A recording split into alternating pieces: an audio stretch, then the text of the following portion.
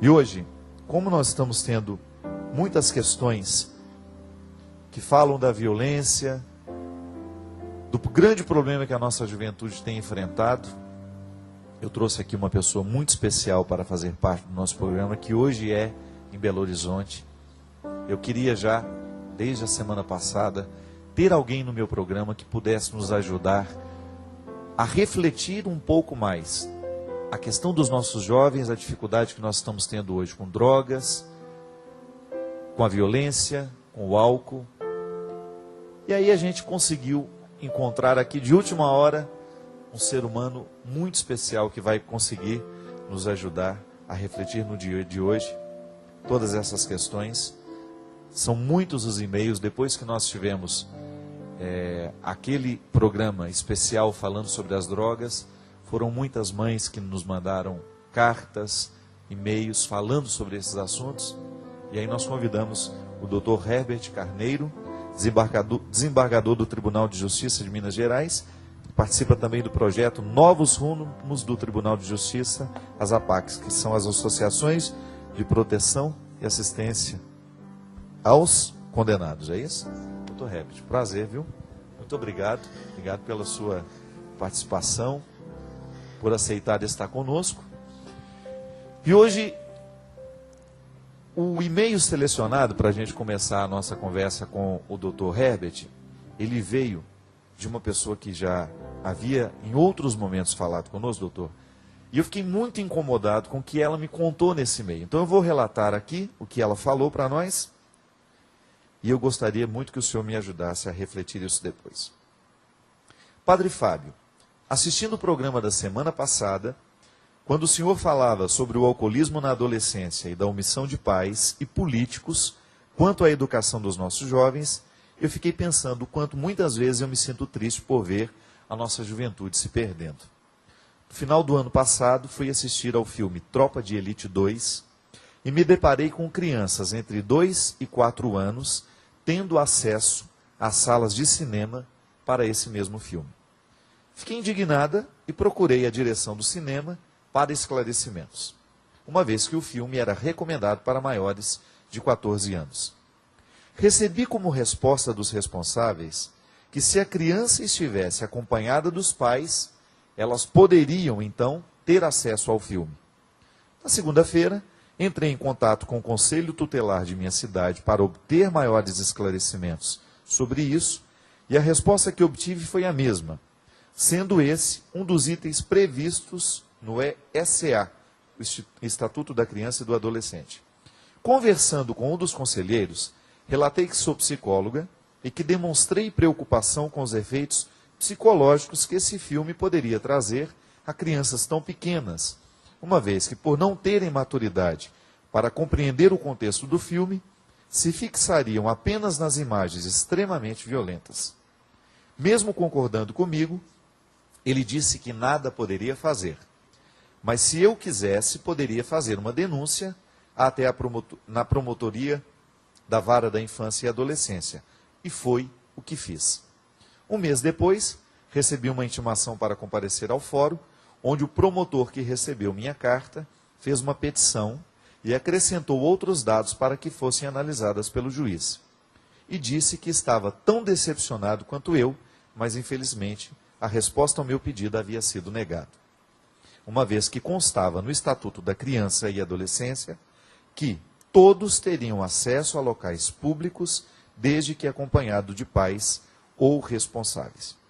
Padre Fábio, mesmo explicando os efeitos desses filmes nas crianças, percorrendo um caminho legal, não consegui nem mesmo que os cinemas fossem fiscalizados ou alertados, uma vez que não existe mais proibição, mas a palavra agora é recomendado. Diariamente, oriento pais quanto à educação e sei por experiência que existem muitos, infelizmente, que são totalmente permissivos e omissos frente à educação dos filhos, mas fico indignada frente à omissão da sociedade e dos órgãos públicos. E as consequências estão aí, sendo mostradas o tempo todo pelos meios de comunicação. Personalidades violentas, muitas vezes oriundas de uma educação frágil e desestruturada. Oro muito para manter a fé e a esperança, e continuo brigando sempre por nossos jovens. Sei que sou apenas um grão de areia nessa imensidão, mas quem sabe um dia as pessoas se conscientizem e se unam nessa minha luta. Sei que também é a do Senhor. Que Deus o abençoe e o mantenha firme nesse ideal de amor. Roseli Falato, de São Bernardo do Campo.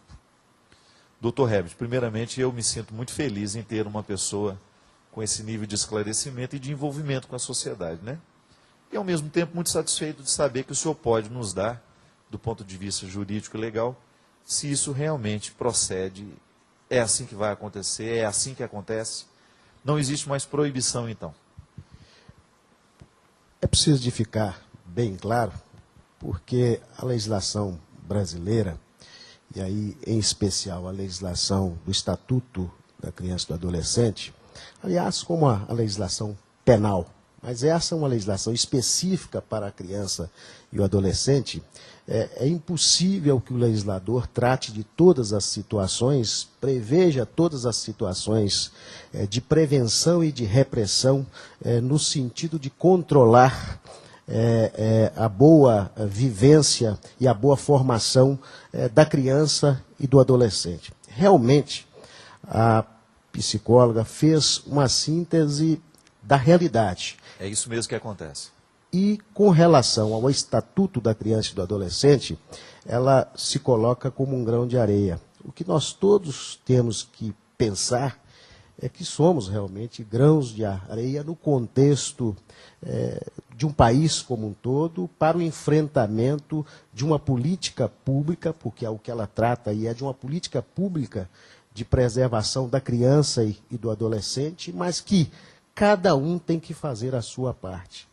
Eu posso dizer para o senhor, com a experiência de mais de 20 anos de juiz, não será uma lei a dizer que é proibido frequentar que vai criar a resistência ou que vai criar a imperiosidade de dizer isso não vai acontecer. Quantas leis nós temos no Brasil que proíbem condutas e, no entanto, no campo penal a criminalidade está aí. O que falta, padre, com relação especificamente ao Estatuto, é o que ela colocou muito bem. É que a sociedade se conscientize do seu papel, que a família se conscientize do seu papel e que o poder público também se conscientize do seu papel. Num simples episódio, havido dentro de um cinema, o senhor tem a conjugação aí de um cenário bastante amplo, né, doutor? Exatamente como prevê o Estatuto. Você tem aí a sociedade, ela representa a sociedade, as crianças que estão lá, destinatárias do Estatuto, representam a sociedade, o poder público, porque, naturalmente, quem explora aquela atividade recolhe tributo para o poder público, o empresário que está explorando a atividade é a sociedade, e a família, naturalmente, dessas crianças que, se estavam lá desacompanhadas, também cometeu a sua omissão, porque deveriam estar conduzindo os seus filhos para lugares melhores. Então, o que falta, e eu insisto muito nisso, porque trabalho, inclusive, numa atividade no Ministério da Justiça, no Conselho Nacional, que tem a consciência hoje de que não será a legislação penal, não será a legislação proibitiva que vai resolver os nossos problemas. Nós já temos leis, aliás, como o próprio Estatuto, que são muito boas. O que nós precisamos de criar é cultura de respeito às leis e de eficácia e efetividade das leis. Quer dizer, não adianta eu amanhã proibir se eu não tenho uma estrutura do Estado que possibilite a fiscalização, que eu não tenha consciência da família de que aquilo é proibido e que não pode acontecer. O termo recomendação ou proibição, do ponto de vista legal, o efeito que gera, se tiver consciência, se tiver compromisso, pouco importa que seja proibitivo ou que seja recomendado. Se tiver cultura de compromisso com uma boa formação de uma sociedade, e a sociedade começa a ser bem formada, é através das suas crianças, é através dos seus adolescentes, eu creio que esse tipo de problema não acontece. Eu posso dizer para o senhor que ela narrou uma situação dentro de um cinema. Eu sei de várias situações e experimento no dia a dia da nossa vivência no tribunal, situações havidas em locais de proibição ou de recomendação muito mais acentuada do que no cinema, porque movidos pelo álcool, movidos pela droga, e, no entanto, por falta de compromisso da família, por falta de compromisso da sociedade, por falta de compromisso do poder público, que não coloca os instrumentos necessários, né, de eficácia da lei. Doutor, o senhor disse uma coisa que a mim é muito recorrente, porque o tempo todo eu tenho acompanhado, às vezes de situações muito próximas, às vezes do que me vem até e-mail, cartas, que esse desrespeito à criança não é nenhuma lei que consegue realmente modificar isso, porque muitas vezes, até outro dia numa palestra minha, eu disse que existem lares que deveriam ser proibidos para menores de 18 anos, infelizmente, porque a cultura que muitas vezes existe dentro da família é de total desrespeito, nascido muitas vezes por uma ignorância, por um desconhecimento de psicologia, por um despreparo humano para a paternidade, para a maternidade.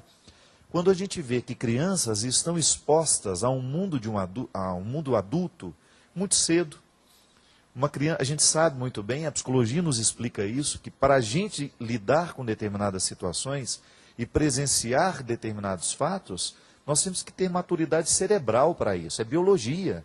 Né? Uma criança só é capaz de fazer uma operação matemática depois que o cérebro está preparado para isso. Imagina se na dimensão cognitiva, que é o exercício da inteligência, eu já preciso ter uma maturidade espiritual, biológica, cerebral, muito mais é a exigência da maturidade afetiva para a gente poder lidar com determinadas situações.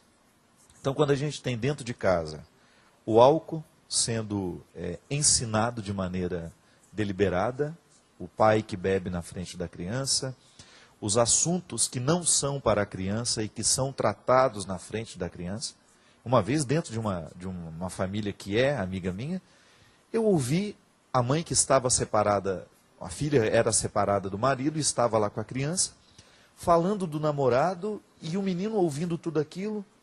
O pai havia saído de casa, tinha uns 3, 4 meses, e de repente a mãe falando normalmente dos novos namorados na frente de uma criança de 3, 4 anos. Isso é absolutamente desrespeitador, né? Totalmente, é uma violência. Não existe muitas vezes dentro de casa a conduta para que esteja de acordo, que esteja preocupada em fazer aquela criança ter um ambiente saudável. Né? E não adianta nada uma lei vir proibir se dentro de casa a gente não tem essa cultura. Padre Fábio Melo, eu vou dizer para o senhor, a Constituição Federal prevê uma estrutura, uma organização de Estado, do ponto de vista social, do ponto de vista familiar, que eu diria a ideal.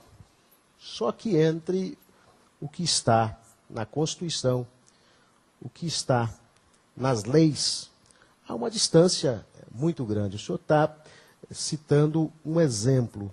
Eu tenho cada vez mais estudado criminologia e procurando entender o porquê que um cidadão, não o ocasional, o eventual, mas aquele que habitualmente faz da sua vida a prática do crime, de saber por quê que isso acontece. E cada vez mais eu me convenço de que o defeito pode, às vezes, estar no DNA. Embora Dom Serafim, um pastor nosso, que o senhor conhece, da Igreja Católica, para nosso orgulho mineira, sempre disse que ninguém deixa de ter no DNA uma sementinha de amor. Claro. Ninguém nasce. A gente acredita nessa bondade. Ninguém nasce, né, para o crime, para o crime. Ruim, né? Agora, eu me convenço e digo para o senhor, cada vez mais, o que explica o crime é essa má formação no seio da família. é essa falta de orientação, essa falta de compromisso, não só dos pais, mas até mesmo do Estado, que não orienta, que nas escolas não procura, às vezes, levar discussões que sejam realmente produtivas, que sejam realmente orientadoras, não só dos pais, mas das crianças e dos adolescentes. Então, quando o cidadão chega com 20 anos, como eu tenho visto, para que o senhor tenha uma ideia, nós temos hoje uma população carcerária de quase 500 mil cidadãos presos no Brasil. Quantos?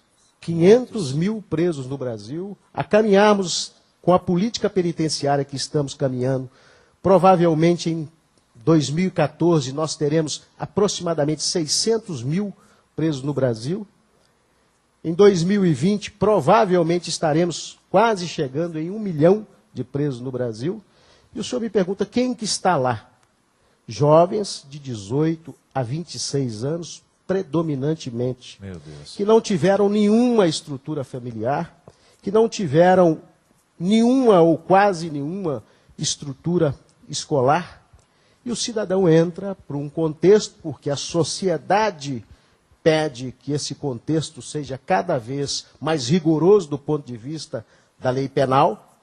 A sociedade quer excluir o cidadão, quando muito dá uma oportunidade, quando deveria dar várias para buscar o que o senhor disse aqui no início do programa. Tem o lado direito, mas tem o lado avesso, todos nós temos no dia a dia, cada um tem o seu limite. Agora, sem essa estrutura, sem esse apoio da sociedade, eu tenho visto quem incorre no crime, experimenta o sistema penitenciário que nós temos no Brasil, dificilmente o cidadão se recupera. Dificilmente. O senhor tem hoje trabalhos pontuais, isolados no Brasil, mas boa parte dos cidadãos que entram no nosso sistema, 80% a 85% deles voltam a cometer crime. E por incrível que pareça, nunca incorrem no mesmo crime anterior. Sempre agravado. Agravado. Sempre agravado. Eu repito para o senhor, por quê? Uma das facetas do estudo da criminologia está exatamente na deficiência da família, na deficiência da estrutura de formação social dessa pessoa. De saber que todos nós fomos gerados, todos nós, a princípio, deveríamos ser criados para quê? Para estarmos numa sociedade que vive na ordem, que vive na paz, que vive na disciplina. Mas quando o sujeito não tem oportunidade, o crime talvez passe a ser a única oportunidade do cidadão. Doutor Reves, nós vamos para um intervalinho, nós vamos voltar daqui a pouquinho, continuando essa reflexão. Hoje o programa Direção Espiritual falando sobre família e tendo um amparo legal, jurídico aqui de alguém que conhece as leis, que nos ajuda a entender o lado de lá, né? Aquilo que muitas vezes escapa ao nosso conhecimento. Mas o mais bonito que eu acho é, no momento que a gente conhece o aspecto jurídico legal, a gente descobre que isso acaba retornando para nós também. Porque a família é o lugar onde certamente o ser humano pode ser preparado para que o crime não aconteça. É dentro de casa que a gente aprende o melhor da vida, é dentro de casa que nós podemos incorporar e viver e experimentar a vida de outro jeito. As estatísticas são terríveis, são lamentáveis.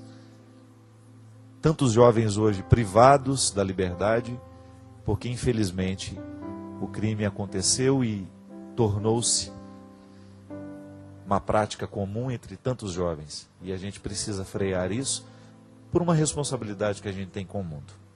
A gente vai para um rápido intervalo, daqui a pouquinho a gente volta com